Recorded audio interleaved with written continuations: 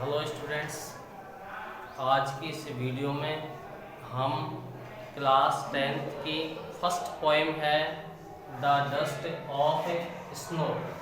Dust का मतलब होता है कण और स्नो बोला जाता है बर्फ। तो पोएम का नाम है डस्ट ऑफ स्नो अर्थात बर्फ के कण। इस पोएम में लेखक हमें बताना चाहता है कि जैसे कोई विद्यार्थी है और उस विद्यार्थी को जब कोई चीज़ नहीं मिलती है तो उससे पहले उसकी कैसी मनोदशा होती है और मिलने के बाद में उसकी कैसी मनोदशा हो जाती है, उसके व्यवहार में क्या चेंजेस हो जाता है, इसको इस पोएम के माध्यम से लेकर हमें बताना चाहता है। तो देखो पोएम स्टार्ट करते हैं।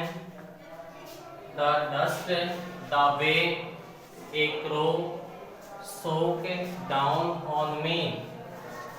वे बोला जाता है मार्ग या रास्ता, क्रो बोला जाता है कौवा, सोक बोला जाता है हिलाना, डाउन बोला जाता है नीचे और मी बोला जाता है मेरे, ऑन बोला जाता है ऊपर। Dust of snow from a hemlock tree. Hemlock tree का मतलब होता है धतूरे का पेड़।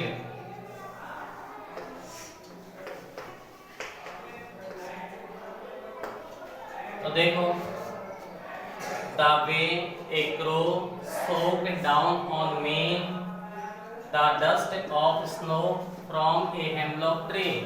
लेखक बता रहा है कि देखो मैं एक मार्ग से गुजर रहा था। वे बोला जाता है मार्ग या रास्ता। लेखक कहता है कि मैं एक मार्ग से गुजर रहा था और उस मार्ग में या उस रास्ते में एक धतूरे का पेड़ था। हेमलॉक ट्री का मतलब होता है धतूरे का पेड़। मैं एक रास्ते से गुजर रहा था और उस रास्ते में एक धतूरे का पेड़ था और उस पेड़ के ऊपर एक कौवा बैठा हुआ था। क्रो होता है कौवा। उस पेड़ के ऊपर एक कौवा बैठा हुआ था और जैसे ही मैं उस पेड़ के नीचे आया, तो उस कौवे ने सोक बोला जाता है हिलाना, उस पेड़ को क्या किया, हिलाया। और जैसे ही पेड़ हिला तो मेरे ऊपर बर्फ की कणों की क्या होने लगी, बौछार होने लगी। लेखक कहता है the way a crow shook down on me the dust of snow from a hemlock tree. तो लेखक कहता है कि मैं एक रास्ते से गुजर रहा था, उस रास्ते में एक धतूरे का पेड़ था और उस पेड़ के ऊपर एक कौवा बैठा हुआ था और जैसे ही मैं उस पेड़ के नीचे आया तो उस कौवे ने उस पेड़ को क्या किया, सोक किया। सोक करने का मतलब होता है हिलाना। उस कौवे ने उस पेड़ को हिलाया और जैसे ही पेड़ हिला तो तुरंत ही मेरे ऊपर बर्फ के कणों की क्या होने लगी, बौछार होने लगी। और उसके बाद में उसकी कैसी मनोदशा हो जाती है, has given my heart A change of A mood. Heart बोला जाता है मन, चेंज बोला जाता है परिवर्तित और मूड बोली जाती है मनोदशा। मूड का मतलब होता है मनोदशा एंड सेव्ड बोला जाता है बचाना। सम पार्ट कुछ भाग, डे बोला जाता है दिन का और यूट का मतलब होता है बर्बाद।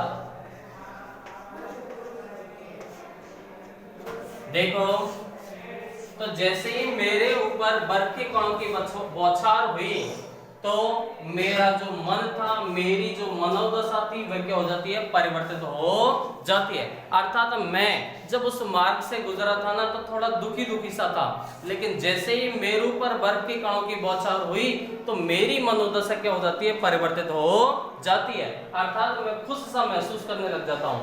एंड सेव्ड, सेव बोला जाता है बचाना। Some part of the day, दिन का एक भाग है, अर्थात शेष बचा हुआ जो दिन का जो भाग था ना, वह बर्बाद होने से क्या हो जाता है, बच जाता है। देखो अब इसको कहानी के रूप में समझा देता हूँ कि जब लेखक है ना उस पेड़ के नीचे से गुजरता, उससे पहले की जो उसकी मनोदशा होती है वो क्या होता है, दुखी होता है। और दुखी होने के बाद में जैसे वो उस मार्ग से गुजर होता है तो उस मार्ग में क्या होता है, धतूरे का पेड़ होता है और उस पेड़ के ऊपर एक कौआ बैठा हुआ था। जैसे ही लेखक उस पेड़ के नीचे पहुंचा है तुरंत कौए ने उस पेड़ को हिलाया है, और जैसे ही लेखक के ऊपर वह पेड़ हिला और बर्फ के कणों की बौछार हुई तो उसकी मनोदशा में चेंजेस हो जाता है, उसका मन परिवर्तित हो जाता है। जो दुखी मन था अब वह क्या हो जाता है, प्रसन्न हो जाता है, खुश हो जाता है। तो ये पोएम है और इससे उसकी मनोदशा के बारे में बताया गया है कि लेखक की उस पेड़ के हिलने और बर्फ के कणों की बौछार होने से पहले उसकी कैसी मनोदशा थी और उसके बाद में उसकी मनोदशा में कैसे परिवर्तन हो गया है। तो देखो ये पोएम थी आपकी dust of snow, class 10th की है, फर्स्ट पोएम है और इसको बहुत अच्छी तरीके से एक्सप्लेनेशन के माध्यम से आपको समझाया गया है। अगर ये वीडियो पसंद आए तो ज़्यादा से ज़्यादा वीडियो को शेयर करें, क्लास 10 तक के विद्यार्थियों को इस वीडियो को पहुंचाएं और हमारा जो चैनल है इंग्लिश स्टडी खोवाल, उस चैनल को ज़्यादा से ज़्यादा सब्सक्राइब करें और वीडियो को लाइक करें।